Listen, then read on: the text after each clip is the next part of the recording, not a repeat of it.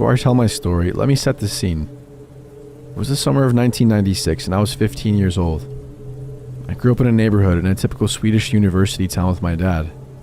I was a pretty well-behaved kid and I did good in school. I didn't smoke or drink, and in fact, I didn't want to go to parties.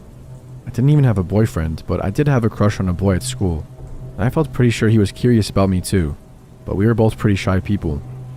This took place in the end of August, when the late summer nights start to slowly grow darker and the days shorter. It was a very hot summer though, and all the popular girls would wear white tight tops to show off a flat tummy. And one day I had bought one for myself, just to try and see what it was like to be a normal teenage girl. I had those silly shoes too, the Spice Girls inspired ones that sprained many ankles during that era. Afterwards, I wondered if the outfit is what started it all. Suddenly, I started to get notes. They were placed in the basket of my bicycle. Notes with messages such as, "I like your style," and growing into a woman before my eyes. I didn't tell anyone. I strongly suspected the idiot gang at school. 2 of them lived close to me, and I thought they were teasing me for changing my style. Teenage logic, we've all been there, right? To show them that I didn't care, I wore my new style all the damn time. One morning, I noticed that someone had stepped onto the flowers in the flower beds under several of our windows. I told my dad about it. He worried it was someone checking the place out, planning a break-in, and asked me to turn on the alarm whenever I was alone. Things had gone missing before. Insignificant things, but still, you never know. My dad owned a rather successful small business, and to celebrate the 10-year mark, he wanted to treat its employees to a weekend away, and I had booked a place up north in Kiruna. I was often used to being left alone at home. Sometimes his work demanded that he traveled for a week or so, and it wasn't a problem. Again, I was a good kid. And anyway, only a few houses down the street lived a couple of people that we knew, and they usually checked in on me if I was alone for many days. They had no kids of their own and often helped out with everyone else's. It was on the Saturday that it happened. I arrived home very late on my bicycle after having watched Cutthroat Island at a friend's place. I walked in the front door and noticed a draft. Had I forgotten to close the window before I left? Then I noticed that the alarm was turned off. Had I forgotten that too? I walked through the house to the living room when suddenly, Mr. W., the man from down the street, stood in front of me. "Hi there, kiddo. Did I scare you? I just came to check in on you." I found this strange since it was well past 1 o'clock at night and he smelled of alcohol. "I'm fine. I'm off to bed now," I said, and got the strangest feeling. Despite it being a hot summer night, I was shaking with cold. Something inside of me told me that this was an extremely dangerous situation. Something about it was off, as if he was wearing a mask, as if someone else was behind his eyes. Not the friendly Mr. W. that I had known my entire life. "Wine?" he said, and nodded in the direction of a wine bottle. I shook my head no. "I don't drink. My dad, you know," I said, and I tried to sound normal, but my voice didn't feel like my own. "Oh, you're almost a grown woman now. You can do as you wish," he continued, pouring wine into an unwashed glass. "I've been watching you. You have really grown." He kept telling me how beautiful I'd become, and how he had noticed my new clothes, and that I surely knew that it was an open invitation to men. "I'm a nice person, don't you think?" he asked. "I'll be good to you. You can trust me. I'll be real gentle." I started to back towards the front door, but he stops me by grabbing hold of my upper arm and pulling me towards him. "Don't be like that. No one likes a tease," he says. And when I try to break free, he laughs and goes, "Wanna play, huh?" I can play. It starts to shake me. I feel how much stronger he is than I, and realize I have to make him let go long enough for me to run. At this point, it is as if someone else has hijacked my brain, and I started saying and doing things that I wasn't even aware of until afterwards. "Yeah, I like to play," I hear myself say, and he smiles and starts to touch my hair. He dragged me off to the bedroom, and I tried to pretend to be into it. I had never had sex at this point, or even truly wanted to. I had no idea how to fake it, but I tried. The moment he tossed me down on the bed, I said, "You must go lock the front door and turn on the alarm," as I tried to look eager and not scared out of my mind. "Okay," he said. "Don't move." I was on my feet faster than I thought possible, and I locked the bedroom door from the inside. My plan had, however, not turned out as I had hoped. He had taken me to my dad's bedroom, not my bedroom. My room had a window that led out onto the roof of the garage, and from there I could have jumped. But this room had no such escape. But it did have a phone. My brain had forgotten the number to the police, and the only number I remembered was my dad's work phone. He answered almost right away. My dad phoned the cops from his other phone, and I still had him on the line while Mr. W. tried to open the lock with a screwdriver. shouting at me and promising me to gut me like a fish when he got in. My dad also phoned another neighbor, Mr. K, who used to be in the military and often bragged about how he would treat any burglar to a trip to the emergency room if given the chance. Mr. K arrived before the police and he didn't break his promise. But the sound of the fighting outside the room was terrible, and I had no idea what was going on outside, or even who was winning the fight. Mr. K was an old guy, but fit. But what if Mr. W had a weapon still, like the screwdriver? I don't think I dared to breathe until Mr. K asked me if I was okay. And I didn't dare get out of that room before the police arrived. And even then I was almost unable to move, as if my mind had escaped my body. A man who I had known since I was a toddler had suddenly started to stalk me, and planned to use the fact that my dad was out of town to assault me, and God knows what else. I trusted him, and I had been so wrong. I still have trust issues today. I spoke to his wife once, long after the incident. She had filed for divorce, and told me that the reason she refused to have children with him was that deep down she feared that they would have not been safe in their home.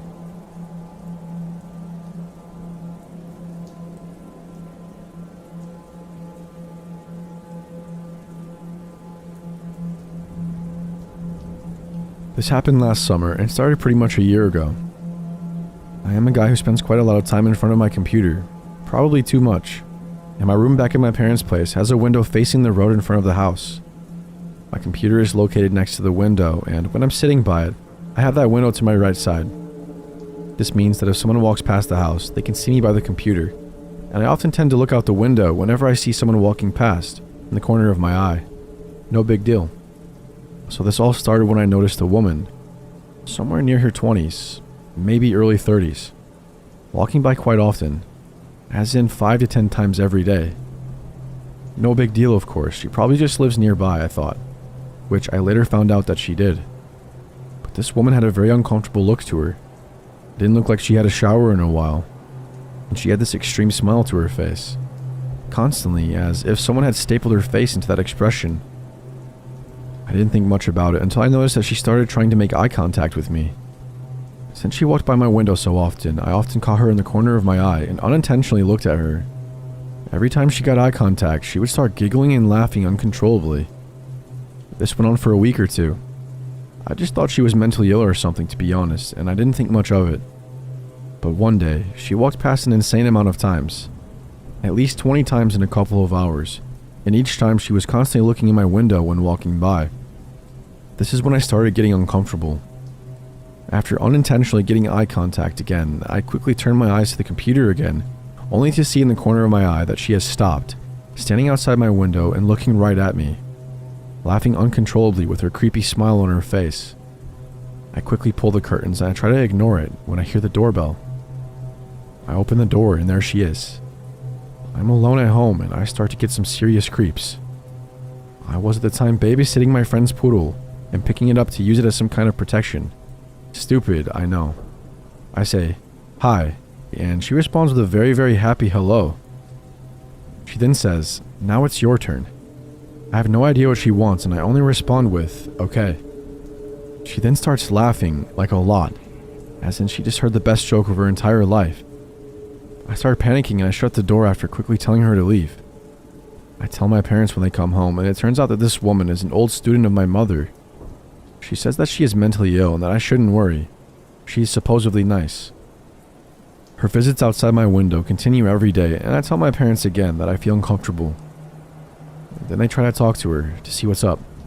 My mom decides to ask her why she's doing this, and the woman tells her that her and I have some kind of supernatural connection in our heads, and that her and I have conversations with each other through some kind of telepathic way. We are made for each other and madly in love.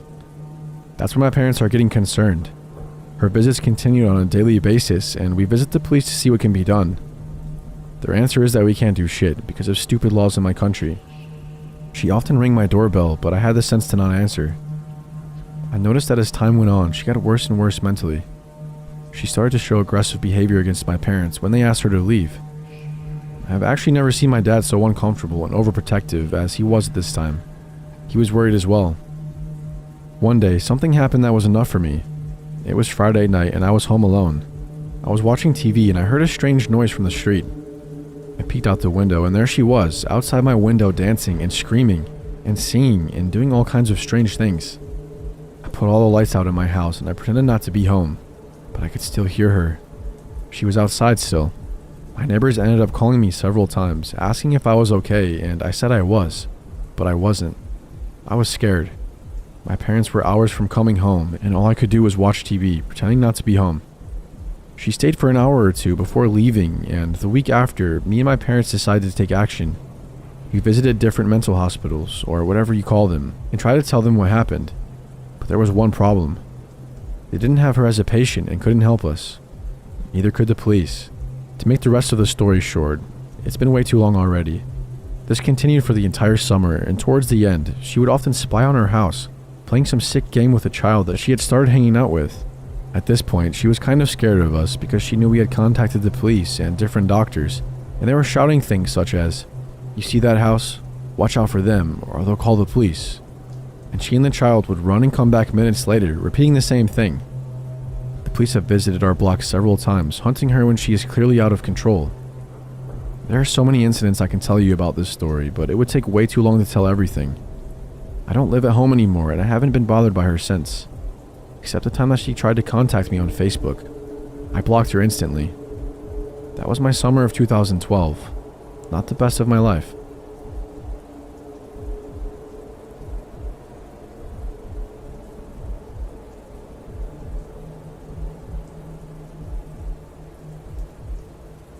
I've posted this before as a reply to a comment. It's been playing on my mind because last week it came up in my time hop and I thought I'd share it with you guys. So last summer I booked a glamping trip in the next county over. The website looked beautiful. A campsite of 6 large yurts outside a lovely little village. Coincidentally, I had driven through that village before as it's close to a really nice historic castle I like to visit occasionally. So we pay our money and my husband and 2 kids and I pitch up. It's one of the last weekends of the summer and it was lovely weather. The campsite was on a small hill and the people who owned it lived on top of the hill in their farmhouse. We were checking in on a Sunday for 2 nights as we were shift workers at the time. We passed other people checking out and they all looked happy. The owners of the site showed us down to our yurt and mentioned that we were the only ones on the site for our stay at this time, it being a Sunday. We were happy with that, to be honest, because with 2 young kids it meant that they could make noise if they wanted and we would disturb nobody. And she showed us around. She didn't say the yurt door didn't lock, but none of them did, which was okay, I guess, because you don't lock a tent, right? The place was in its own mini wooded area and it was absolutely beautiful. The owner also mentioned the kids would be safe to wander because they had perimeter fences because of their dogs. The first night was fun. We had a barbecue and the kids played and went down to sleep at about 8. I found it hard to sleep, but I often do somewhere new. There was only patchy phone coverage, so we read until we fell asleep. Next morning, my husband seems a bit out of sorts, but I asked him if he was alright, and he says, "Yep, I'm fine." So I left it. We went out for the day and had a great time. The whole day was blazing hot, and then we got back. We were washing up after dinner, and the kids were playing, and a shadow came over the whole place. I felt eyes on me, and it went really cold. Honestly, it felt like something bad was going to happen. I felt dread hit me. We already paid to stay, but I pulled my husband to one side and said that we have to leave right now. I don't know why, I just got a horrible feeling. Please, let's just go home.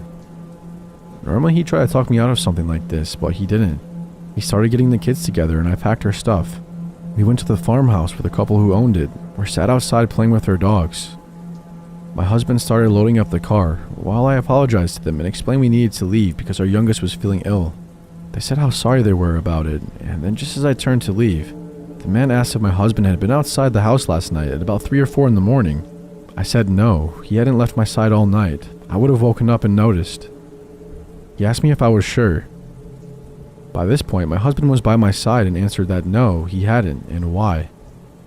Well, says the guy, the security lights came on and the dog started barking, and when we looked outside, there was a man wandering around, who then turned around and walked back down the direction of the yurts. They assumed it was my husband. We both said it wasn't, and we said our goodbyes quickly. I tore out of that place in the car, and then about a quarter mile down the road, my husband turned to me and said, "You're right. I was quiet this morning. I didn't say anything because I thought you'd take the piss. I wanted to use the bathroom in the wee hours, but as I was about to get up, I heard footsteps on the decking outside. Not hooves of something on 4 legs, something on 2 legs. I laid there as quiet as possible and hoped the kids wouldn't wake up or something. It still freaks me out now.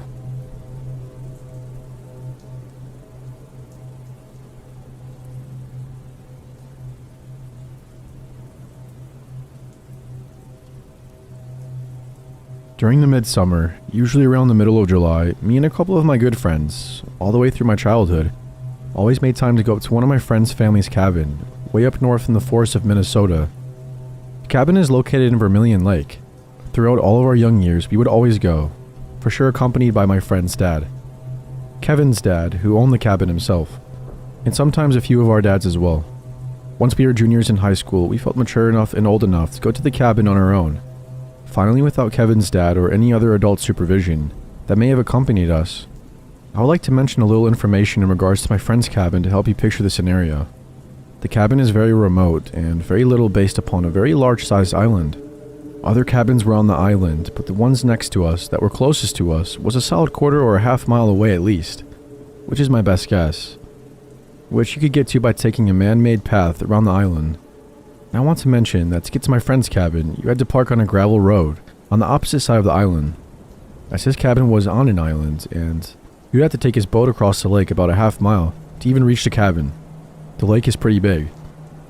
My mind always had a tendency to run around when sleeping there at night throughout all of my years, for it was all one level with 2 bedrooms next to one another, a kitchen and living room connected and a bathroom in the back of the cabin.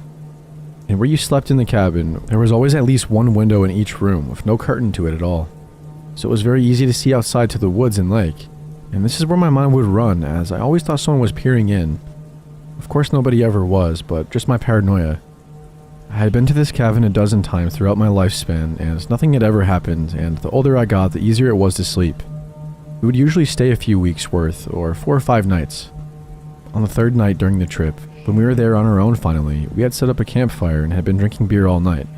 We went out to his dock to gaze up at the stars and enjoy our buzz when we heard something out in the water that sounded like a fish jumping out to catch a bug or something. We quickly looked out at the lake with curiosity, wondering where the splash came from, having our poles ready 24/7. Thankfully, the moon was out that night, which helped to light up the lake. Otherwise it would be dark as black out there, with there being no city lights for miles upon miles, and we would not have been able to see anything on the lake. One of my friends, Ryan, began to point out saying, what the hell was that? After looking closely and finally spotting what he was pointing at, all I can describe is it simply looked like a head out in the middle of the lake, just floating about, staring at us directly. It was about 3/4 worth of a football field length out in the lake from the dock. There is no question that I couldn't make out its features. It had long black hair and very palish skin like a face, but couldn't make out the eyes, mouth, nose, or chin, as if it was just a blob of pale skin with long black hair over it. I'll never forget the feeling that came over me.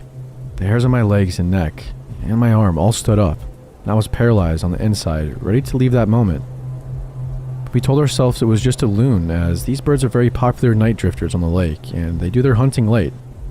So it was possible that a loon all of a sudden popped up in the water after hunting a bit, or at least we tried to talk ourselves into that scenario. All of us now having the creeps and noticing it wasn't moving one bit, just treading water in its same place. We went back to our campfire, lit it even brighter, and headed back inside to drink more. I would like to mention that there was a staircase outside my friend's cabin, about 8 stairs in length down to the bottom where the fire pit was. We soon forgot about the head with the help of the beer, until I had to use the bathroom really bad, and the one inside was preoccupied. I just went outside to do my business since we were in the great outdoors. When I had been taking a pee and glancing out at the beautiful moonlit lake, I noticed that the black circle object was still there, but about 30 yards closer now, still looking as if it were staring right at me. I could easily see the nose on this thing's face. Again, it was very pale, like it hadn't seen the sun for years. A very, very uneasy feeling came over me, and I immediately went inside and told my other friends to come look quick. We all went outside to see that it's still there looking at us, as if this head was corked up at us with its chin in the air. Nobody dared go down to the dock anymore, and we immediately went back inside, ruling out that it probably wasn't a loon, because a loon wouldn't have tread the water in the same spot like that. Eventually, the current would have drifted it somewhere else in a rocking manner. For a loon to stay in the same spot for almost an hour or two made no sense to any of us. This head-like object was stiff as a board and not moving a single muscle, just staring up at us from the deck instead. There was no ripple effect at all in the lake from the object. We said it was just a log and went back in. I could tell everyone else felt uneasy too. A few hours would pass. It was super late into the night, and at this point we knew we needed to sleep. Being my curious self though, I looked back outside once more, and the black object had completely vanished, and I couldn't help but feel a sense of relief, thinking that the log must have floated off or just hit shore somewhere. As we slept with the windows open that night, there was no AC in this cabin, and we had to open them up or we would fry in the cabin, with it being the middle of the summer. Me and my other buddy, Tommy, slept in the living room while my two other friends slept in the two separate bedrooms, with their doors wide open. Not being able to sleep but keeping my eyes peeled shut, I began to hear someone walking around at the bottom of the stairs to the cabin, around the campfire and at the bottom of the stairs. I thought I was about to shit bricks. No question, what or whoever I heard down there was on the dock now, pacing back and forth as it made the sound of a boot clicking on the wood. It was as if they weren't sure what to do with themselves because it lasted for about 3 minutes. Wanting to whisper to my buddy, but frozen in fear, I just kept my eyes shut and ears on full alert. The footsteps sounded like they took 2 steps up the deck stairs all of a sudden, but then turned around and sounded like they were sprinting out down the man-made path. After it sounded like the steps were long gone and a couple minutes had passed, I woke up Tommy asking if he heard the steps. Both of us sitting up, I was startled to see my friend Ryan walking out of his room and saying that we need to leave a minute after these steps vanished. He must have heard us talking, so he felt he could come out as well. But either way, he was waking us up regardless. Something was very disturbing about his expression, and I asked him why. He woke up my other friend Kevin in the other room and said that we needed to go. Get to the boat, it's time to go. He explained to us quickly while grabbing his stuff, and I will never forget what he explained to me and my friends. He said that when he was turning sides on his bed to get more comfortable, he saw someone peeking in at the top right corner of his window, and he quickly shifted out of his view. He said all he saw was one eye, ghostly white skin and black long hair down the window. Again, another thing I would like to add, when we look back at what we experienced, it chills us to the bone realizing that since this face was in the top right corner of the window in my friend's room that he was sleeping in, this thing was either damn near 8 foot tall, standing on something like bricks trying to peek in, or was floating. Ryan then continued to say, "Let's go," very seriously. Absolutely disturbed the hell out of my mind and feeling like I was going to be sick. And then telling them what my friend and I heard in the living room, we all agreed and packed our stuff. And we booked it, not cleaning the cabin or anything. We always had to clean the cabin before leaving. We locked up, and as we headed down the stairs, we saw footprints in the dirt, heading off into the path and all around the cabin. We picked up our pace, getting to the boat, not knowing what was watching us or around us. We threw our stuff on the boat, untied it, and sped off. I didn't even think about the head in the water anymore, or even think to look in the water. My eyes were just glued to the island, trying to spot anything moving, but I saw nothing. When we had finally gotten our stuff packed, in the car, and our boat tied up, we hopped in the car and took off. We had been driving out about 10 miles, and out of the blue, Ryan, who said he saw the person outside his window, all of a sudden broke down in the car crying. We called to tell our parents what had happened on the way back, and that Ryan was freaking out, and they told us to just get home safely and quickly. It was late, about 4 or 5 in the morning, but no one slept and it was a very quiet ride home. My friend's dad, who still owns the cabin, went up that following weekend and said he experienced nothing while there, but did mention bare human footprints that were still lingering about, which he thought were odd, because someone was walking around his property, which bugged him pretty badly. Whatever my one friend saw in the window really hit him hard. After his breakdown, he had trouble sleeping multiple nights and ended up having to seek some help for a couple of weeks. And even had to start taking sleeping medicine. As time went on, he ended up being fine, but still isn't too comfortable sleeping next to a window without a curtain. To this day, I cannot explain what happened and why it seemed to happen to us. I cannot explain what I saw in the lake and what Ryan specifically saw. Nothing has ever happened at that cabin since that night, so we're told from my friend's dad who owns it, which I honestly believe him. I personally have never decided to go back to the cabin, which really makes me sad, because I had a lot of childhood memories there. Tommy and Kevin both have gone back there and been fine, but Ryan refuses to go back, and I'm with him. A lot of people have cabins on this island, so it could have been a prank in the making. That had been busted when Ryan saw the person at the window, or the person possibly wanting to do something worse. I will never be able to explain what was floating in the lake, but the fact that this incident, along with the bare feet and somebody looking at Ryan at night, all happened in the same night, seems like more than a coincidence.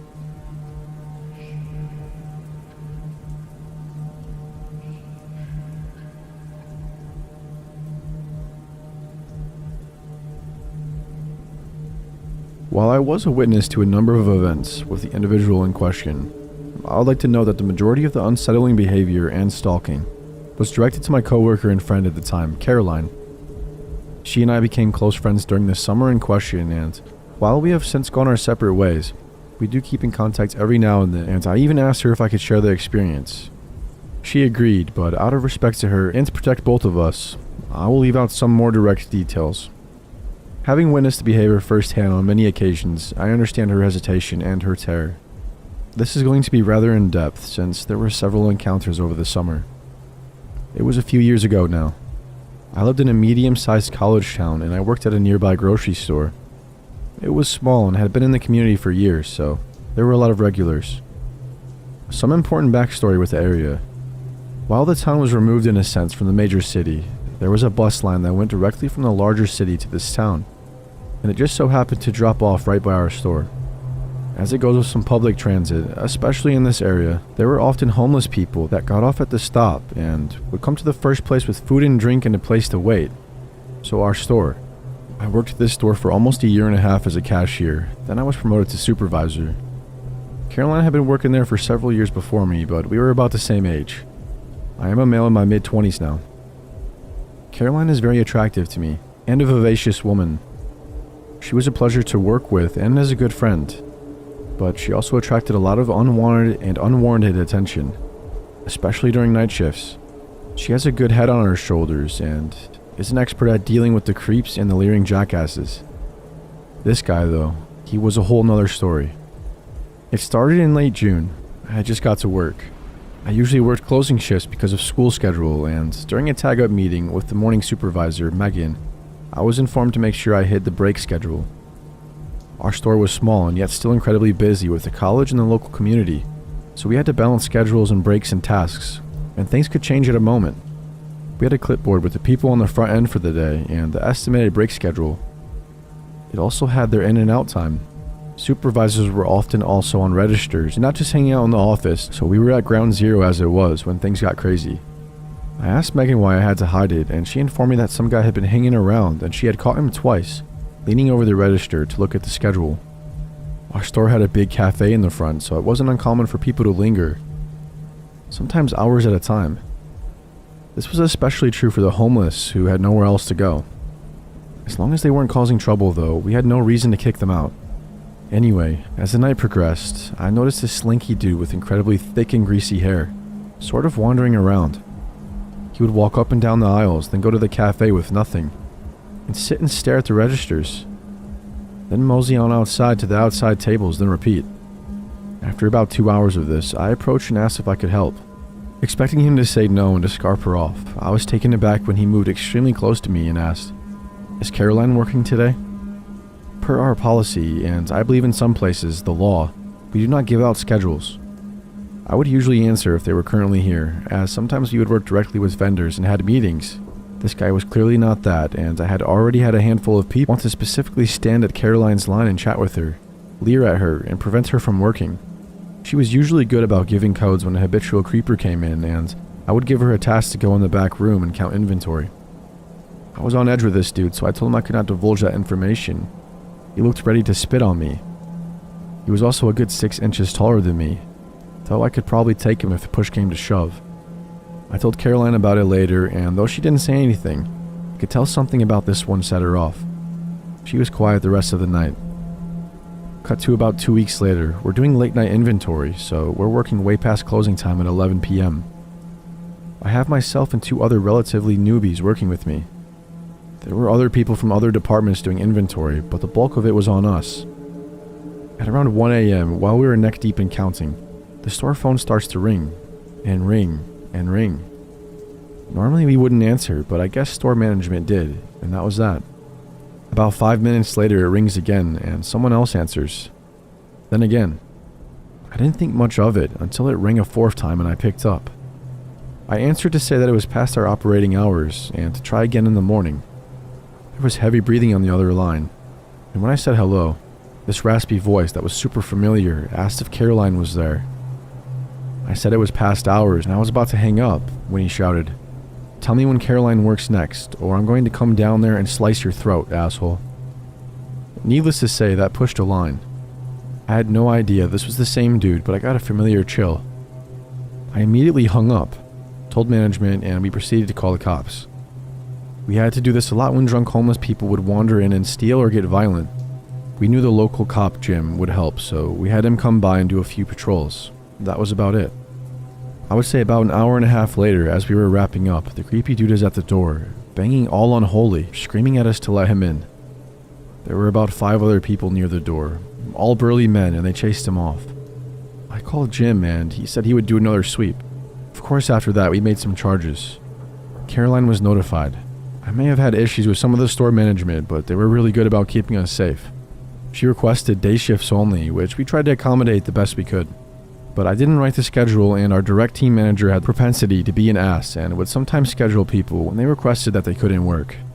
She often paired me with Caroline, since we were the fastest workers and could get the closing duties done early so they could save like 30 minutes on labor. There were some other minor incidents, I guess, with him coming in, but he was quickly booted out by management. There was one incident where some dumbass on our team answered the phone and gave this dude Caroline's whole schedule for the week. We had been told not to tell the team why the guy was not allowed in, because it was private. But Caroline ended up telling them, much to the dismay of our team manager. I don't know why she was so pissed. Caroline was trying to get people to understand the gravity of the situation. When that happened, he was there every day. I ended up trading some shifts with her as a cashier and not a supervisor, just so she could get some peace. After a few months of this guy really harassing her at work by lurking and waiting for her to get off, we all pitched in and walked her to her car or drove her home. Or stayed with her until her boyfriend could come pick her up outside. It just kind of stopped, really suddenly. Caroline didn't want to talk about it, and I didn't press, as even though we were close coworkers, it wasn't my business. So in around late August, she's closing with me and we were having a good time, as it was super slow that night. She offers to take care of some duties while I count drawers and close them out. A difficult and somewhat nerve-wracking process, as I had to have the drawer of money out in plain view. The old store had really bad security in that manner. Thank goodness we were never robbed when I was there. One of the seasoned cashiers stays on register to help any customers, while Caroline wipes down the cafe and does the normal closing duties. I to this day do not know what made me do what I did next, but I am partly glad I did, and partly terrified. Caroline was collecting the trash from around the front end and getting ready to take it out back. In the middle of the drawer, being out with money askew, I get this gut feeling that something isn't right. I told her to stop and that I would take the trash out. She gave me a weird look like I was saying she couldn't physically do it, which of course wasn't true. I just felt a sense of unease. She didn't complain. Taking out the trash to the nasty dumpsters out back wasn't like a trip to Disney World after all. I threw the money back in the drawer and locked it, and grabbed the trash to take it out back, while Caroline finished cleaning and Jessie was on the register. The alley where the trash went was pretty awful. It smelled horrible, and despite our best efforts, was always messy. We shared it with a few other businesses, and with the constant wave of homeless and transient, we had frequent dumpster divers. As I am walking down the loading ramp, I hear some noises by the recycling dumpster. But I figured it was just a raccoon or something, as the alley ended near a big ditch and ravine with a little creek. Raccoon City, really. As I am throwing away the trash, some figure darts out into the alley and blocks off the amber glow of the sodium lamp. I look up, startled. It's this dude. He's wearing a really large hoodie, despite the warm weather, and he had his hands tucked into the front pocket. His head was bowed slightly, so he wasn't looking right at me, but I knew instantly who it was. I will never forget that look of hunger and malice in his eyes.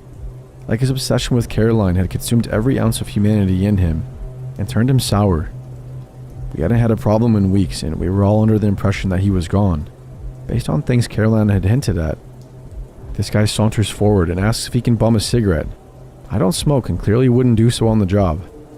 Plus I had hands filled with dripping garbage bags. He knew that I knew who he was, so I don't know why he pretended to not know me. I told him that he knew he was not wanted here and that he had to leave, that I was about to call the cops again. The movement towards me was so sudden, I barely had any time to react. Pouncing forward, hands jumped out of the pockets and onto my shoulders, pushing me against the wall. His next words were throaty and pained, almost as if he was crying in anger. "Are you sleeping with Caroline? She's mine. Keep your hands off my woman." I shouted out of fear and anger, and the store manager, who was in the back room, heard it and came running outside. Then the dude bolted like a bat out of hell. down the ravine and into the creek, where we think he waded through the big pipe, down to where there was a small park he could hide out in. I was so terrified and damn near had a panic attack in the back room. The store manager called the cops and told Caroline what had happened. She broke down and was sobbing uncontrollably.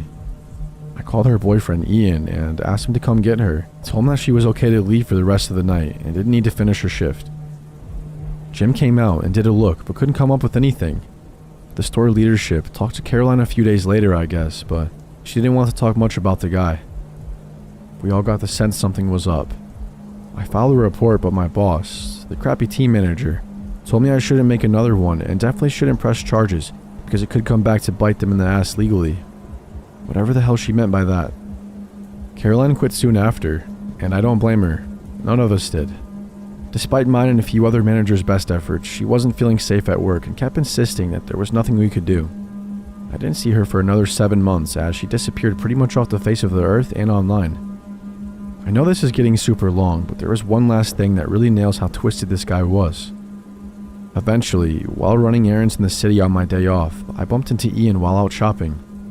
I asked him how things were going, as we had become rather friendly from the several times that he came in to get Caroline. He said things had been getting better, and that Caroline was getting back to feeling safe. I didn't want to pry, but he let me in on what had been happening. Apparently, the guy was an old friend of Caroline's.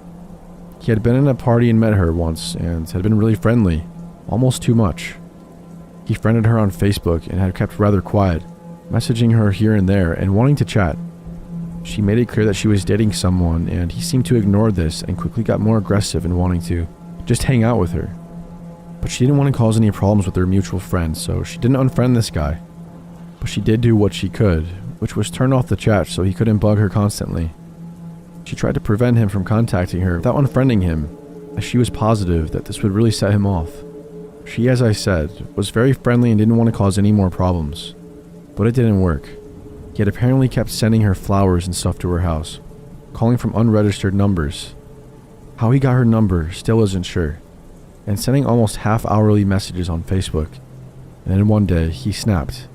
He went postal on her Facebook, tagging his name on pictures of any guy, including her boyfriend Ian as himself.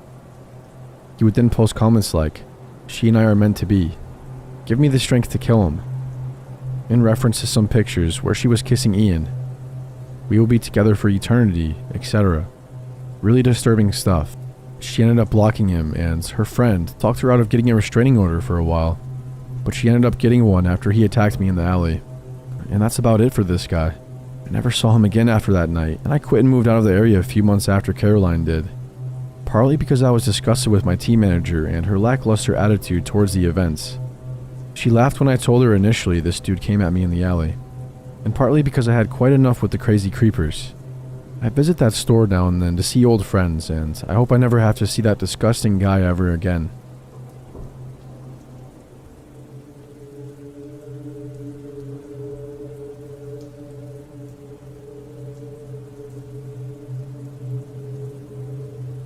This experience still gives me the chills to this day. I actually have a few other camp encounters that I can share if anyone is interested. North Georgia is a mighty interesting place. A few years ago, I worked at a Jewish summer camp in North Georgia. As many of you might know, Georgia is a fairly conservative state, as well as being predominantly Christian. There are small Jewish communities and a few summer camps. I'd say this camp was more culturally Jewish than it was religious. There were no religious requirements nor religion-specific focus. Rather, it was a place for kids who were often in the minority to come to a camp that allowed them to meet some other kids like them. Staff came from all over. We had many Australians, lots of Brits, and people from various parts of the USA. Each night at around 10, most of the staff was able to go out to the town for a couple of hours. Enough staff remained behind to watch over the cabins, and we rotated. This particular night, a group of about 5 of us decided to go to a local bar to grab a few beers. It had been a hot day and was a humid night, so we decided to sit outside on the patio. For some backstory on the town, generally, we were extremely well received by the community, despite differences. We brought in lots of revenue for the town during the summer. We bought supplies at the local Walmart and often took the campers on tubing trips or occasionally out to dinner after a long hike on the Appalachian Trail. It was midsummer, so we've been out to the bars in the area many times already in that session. The 5 of us sat around at a table, drinking and discussing the events of the day, as fellow employees typically would after work. About 30 minutes in, a white man in his 20s came up to our table. I distinctly remember a jagged scar on his cheek, but I didn't think much of it at the time. He introduced himself, then he told us that he was having a party that night at his place. "Anyone can come," he said. Black, white, gay, straight, whatever. I found it very odd that he'd opened his speech with that disclaimer. Of course the party should be open to everyone. Why did he feel the need to specify? But we all had a few beers and we were feeling pretty loose. He talked for a bit longer and really nothing seemed off, I guess. We told him we were working at a camp in the area and we couldn't stay out long, so we'd probably be heading back soon. An hour later, our group went out to the parking lot to get into the car. As we approached it, we saw the same guy come out of the shadows. He had a buddy with him with a shaved head. His expression was incredibly hateful. His eyes had changed. He pounded his fist into his hand, then took off his shirt and revealed a poorly inked SS tattoo. My stomach dropped. One of the bigger guys in my group, Kevin, immediately reacted by pulling a knife out of his pocket. At summer camp, most of us staff carried knives. We spent a lot of time building campfires, etc. And asked what they wanted. The original guy started shouting some anti-Semitic remarks and told us that he was going to beat us down. Kevin started walking down toward the 2 guys, but we pulled him back. He told us his buddies were on the way. Sure enough, some more guys started walking to the parking lot. It's all kind of blurry here. I remember jumping into one of the cars, pulling Kevin with us, and it felt like we were surrounded. Though there were probably only 7 or 8 of them. Rocks were thrown at the car and we sped off. My heart was beating like crazy. We never went back to that bar. On the bright side, when we told the story to the competing bar in town, the bartender lined up 6 shots, cheered us, and said we were always welcome in his bar in that town. We had no more problems in that town itself, but when I took some campers on a 2-day hike up the Appalachian Trail, it was another story.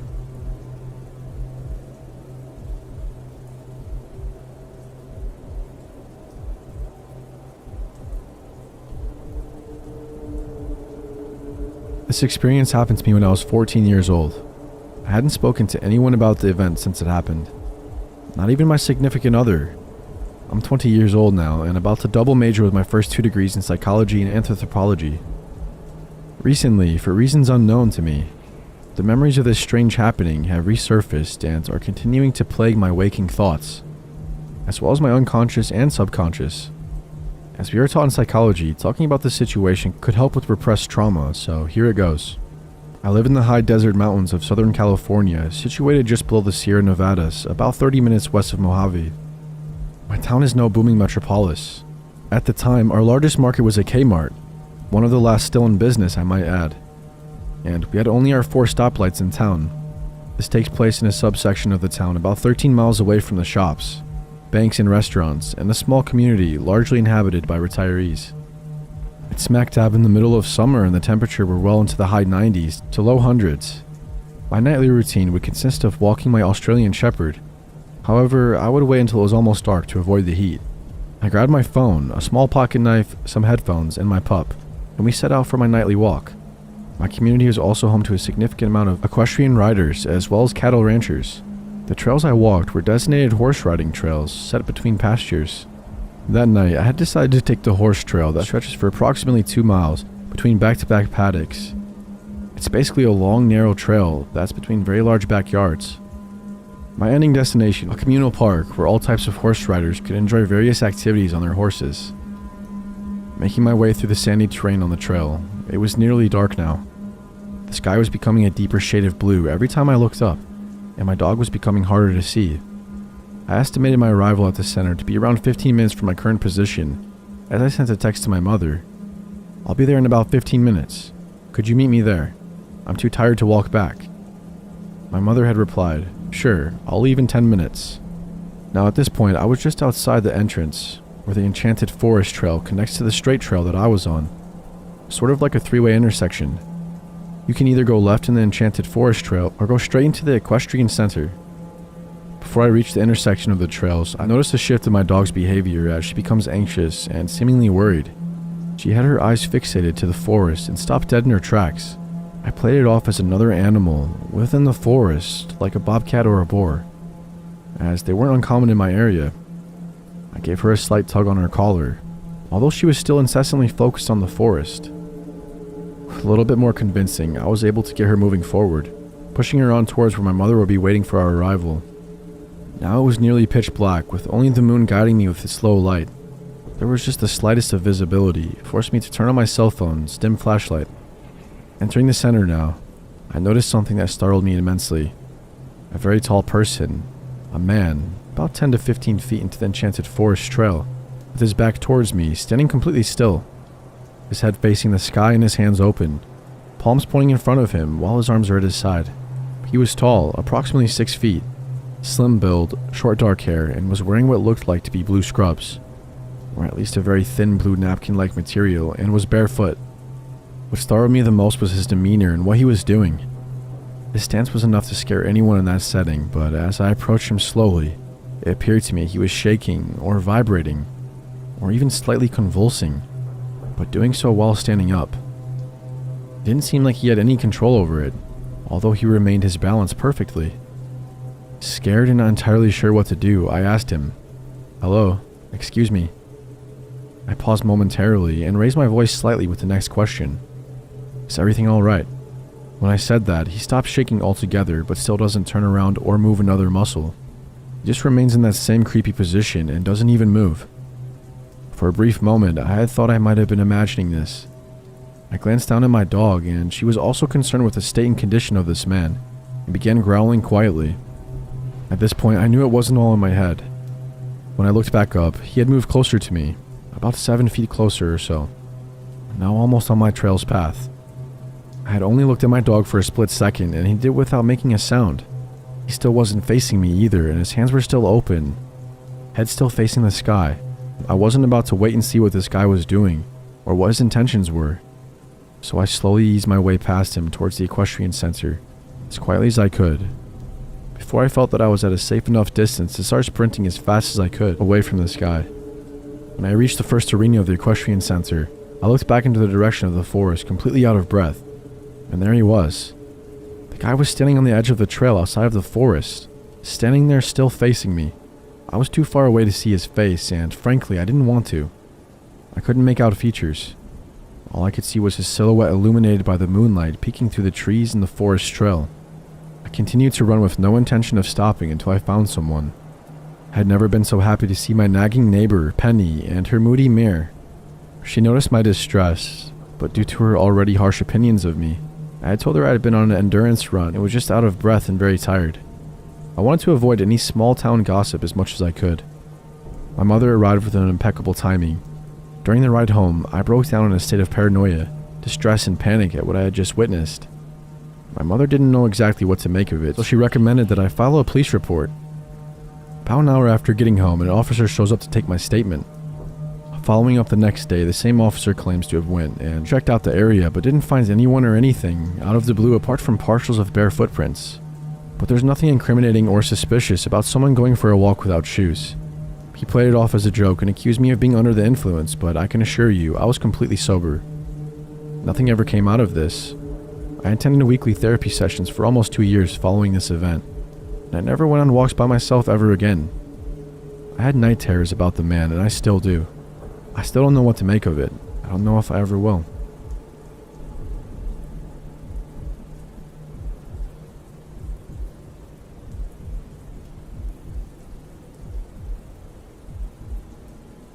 This happened about 5 years ago when I was 16, and I was attending my last summer at my sleepaway camp in West Virginia. Granted, I was only there for a month, but it was the longest month of my life. My cabin was full of girls that I knew from previous summers, and a girl no one knew named Mary. She was kind of the oddball, and it was obvious after a few days that she isolated herself and had a hard time fitting in. So I tried my best to include her in our normal activities, while the rest of my friends didn't pay her much attention. After about a week, she started clinging to me, which I figured was because she liked me as a new friend, and I was the only one that showed her any attention. Wherever I went, she was kind of just there, always a step behind me, right in my periphery. We were required to take buddies to the bathroom, and whenever I casually mentioned I was going, she would jump up and volunteer to take me. Nothing weird. I started noticing strange habits of hers, though. Whenever we walked to an activity, she would walk next to me, and if she noticed our walking was out of sync, like my right leg went forward when her left leg did, she would skip to adjust it, so we were walking the same way. Now this sounds a little questionable. I thought maybe I was overthinking it, until several of my friends mentioned that they were noticing stuff happening as well, without me saying anything. During meals, we were assigned tables, but even though she sat across the entire dining hall away from me, she never stopped watching. I would go up to the buffet and fill my plate, noticing that as I sat down, she would go up and choose the exact same foods as me while still watching me. This happened with every activity, from art to sports, etc. At this point, I wasn't creeped out yet. I was just a little weirded out by her tendencies. On a Tuesday, this is relevant by the way, I was just starting to ride the horse I was newly assigned during a ring lesson. This horse was a little wild from the winter off and bucked me off, causing me to be forced to stay in the infirmary during the lesson times for the rest of the week. The following week, I watched as Mary went out of her way to request the same horse that I had fallen off of. I was kind of perplexed by this.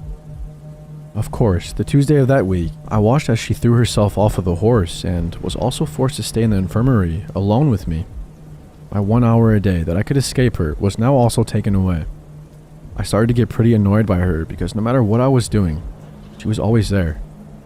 We had to switch bunks midway through the session and I was genuinely angry when she requested not only the same cabin as me, but also the same bed next to mine. We both chose top bunks that were aligned on the same wall, so my feet were at her head. I started to notice even weirder things. I was writing a letter home one day and felt like I was being watched. I looked to my right and I saw Mary was sitting facing forward, but her head is cocked to the side, staring at me with a demonic-like smile. My stomach dropped. A couple nights after that encounter, I woke up with the same feeling of being watched. It was pitch black, but I grabbed a flashlight to go walk to the bathroom since I was already up. But no. I turned over with my light to see Mary standing next to my bed with her head at my level watching me sleep. Just standing in the middle of the cabin staring. I was speechless. I just figured maybe she needed someone to take her to the bathroom. I start to leave for the bathroom and she follows, but I was thoroughly creeped. Stuff like that kept happening for the rest of the session, but when her parents finally came to get her, I refused to even look at her to say goodbye. I have never been so happy to leave a place in my life. I can't express the level of creepiness over typing this, but I can literally say I felt like I was in danger when I was near her. I never want to figure out why she was seemingly obsessed with me.